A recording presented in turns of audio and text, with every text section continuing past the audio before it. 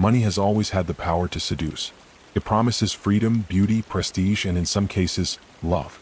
But when love intersects with wealth, desire can fester into obsession, and obsession into something far more sinister. Tonight, we take you inside a story that began in glittering ballrooms and exclusive estates, but ended in morgues, interrogation rooms, and whispered betrayals. This is the story of an heiress who believed she had found love, and a man who saw more than her heart, he saw her fortune. Welcome to the Heiress's Poison Love. The story begins in the late 1990s in Charleston, South Carolina, a city that still carried echoes of its antebellum past, where cobblestone streets and Spanish moss framed lives of privilege and secrecy. Among Charleston's old families was the Whitmore lineage, descendants of plantation wealth that had morphed into real estate, shipping, and eventually global investments. At the center of this dynasty was Isabella Whitmore, a woman in her early 30s, celebrated not only for her beauty but for her intelligence and philanthropy. To outsiders, she was the image of Southern grace, slim, poised, often draped in silk gowns at charity galas. But beneath the elegance, Isabella was profoundly lonely. She was warm, kind, but she wanted someone to see her, not her money, recalls Evelyn Hayes, Isabella's childhood friend, in a later interview. She used to tell me that every man she dated seemed to already know her net worth before he knew her middle name. And then came Daniel Pierce. He was everything her family distrusted. A man in his late 30s with no pedigree, no heritage, and no fortune of his own. He was charming though, smooth-talking, with dark hair that curled just enough at the temples and eyes that seemed to look straight through you.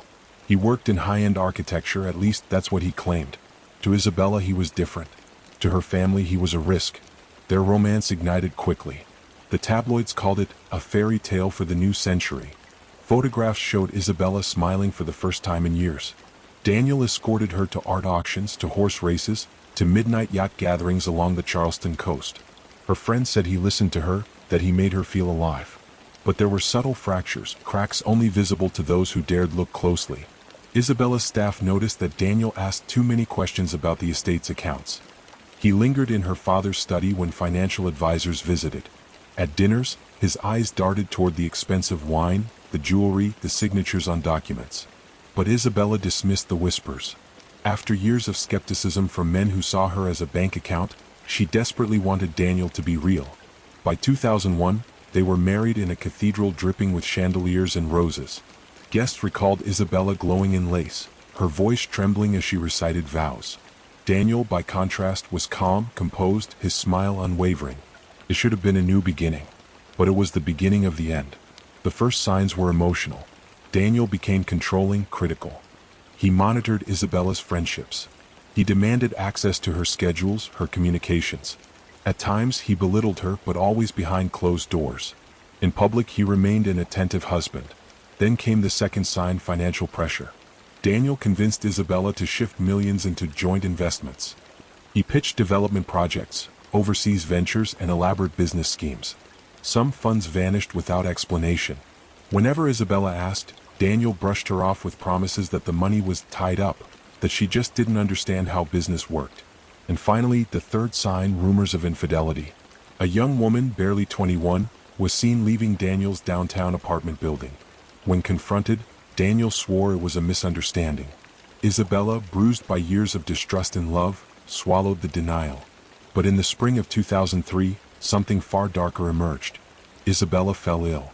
At first, it was fatigue, nothing unusual. But within weeks, her symptoms grew severe. Vomiting, tremors, searing abdominal pain. Doctors were puzzled. Tests showed traces of heavy metals in her blood, though the levels fluctuated. She was admitted to the hospital multiple times. Each time she recovered slightly, only to worsen again once she returned home. It didn't add up, recalls Dr. Leonard Briggs, the attending physician. Her symptoms mirrored heavy metal poisoning, but the exposure seemed intermittent, almost as if someone was controlling the dosage. Behind closed doors, suspicions began to mount. Nurses noted that Isabella's condition worsened after meals prepared at home. Toxicologists were called in. Samples of her hair, nails, and blood were taken. The results were chilling: traces of arsenic in doses too calculated to be accidental. Police were discreetly contacted. An undercover investigation was launched. Detectives began watching Daniel. Surveillance showed him purchasing odd items: rat poison, industrial-strength cleaners, powders masked under gardening supplies. His financial records revealed insurance policies worth tens of millions, signed only months before Isabella's illness.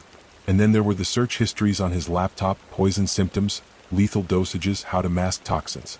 The unraveling came one summer evening. Isabella was rushed once again to the ER. Her organs were shutting down. She was pale, fragile, barely conscious.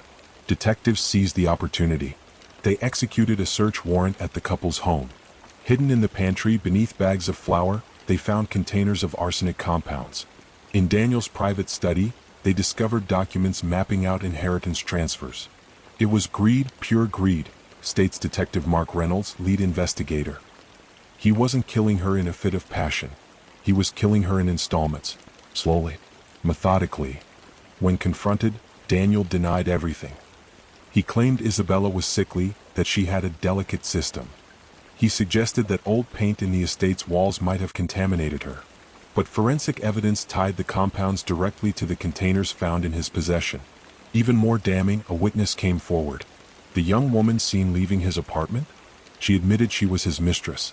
And Daniel had confided in her, boasting that Isabella wouldn't last long, and that soon he would be a free man with more money than he could ever spend.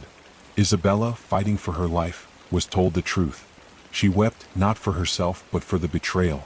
She whispered to me, "I loved him too much," recalls Evelyn, her friend, tears breaking her voice. That's what destroyed her. Not the poison. The betrayal. Isabella died 3 days later. The cause of death was officially listed as acute arsenic poisoning. She was 36 years old. Daniel was arrested at the funeral. Cameras flashed as pallbearers carried Isabella's casket, and in the distance, her husband, now in handcuffs, was shoved into a patrol car. The trial gripped the nation.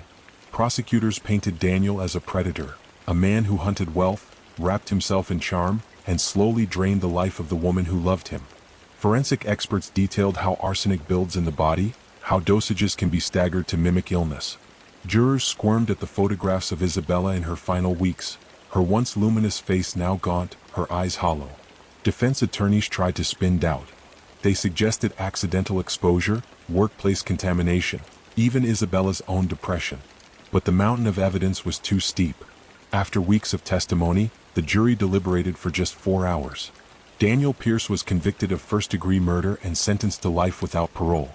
He sits today in a maximum security prison, a man who once dined in mansions now eating from plastic trays behind bars. But Isabella's story didn't end in the courtroom. Her foundation, once dedicated to the arts, was restructured into a trust supporting victims of domestic abuse and financial exploitation. Her name became a symbol, a reminder that love without trust, when tangled with greed, can be fatal. She believed in love. That was her greatest strength and her greatest weakness, Evelyn says softly. But she's helping people even now. That's her legacy. The case of Isabella Whitmore is more than a story of wealth and betrayal. It is a story of how desire, when twisted by greed, becomes poison itself. It is a reminder that even the most glittering lives can be hollowed by secrets, and that behind the polished facades of privilege, tragedy can hide in plain sight. Love is supposed to heal, to protect, to cherish. But in the Whitmore estate, love became the weapon. And the heiress who wanted nothing more than to be seen for who she was, not what she owned, discovered too late that the man she loved saw her only as a fortune to be claimed. Behind every mansion door, every sparkling glass of wine, every whispered vow, lies the possibility of betrayal. And in this case that betrayal was deadly. This was the heiress's poison love.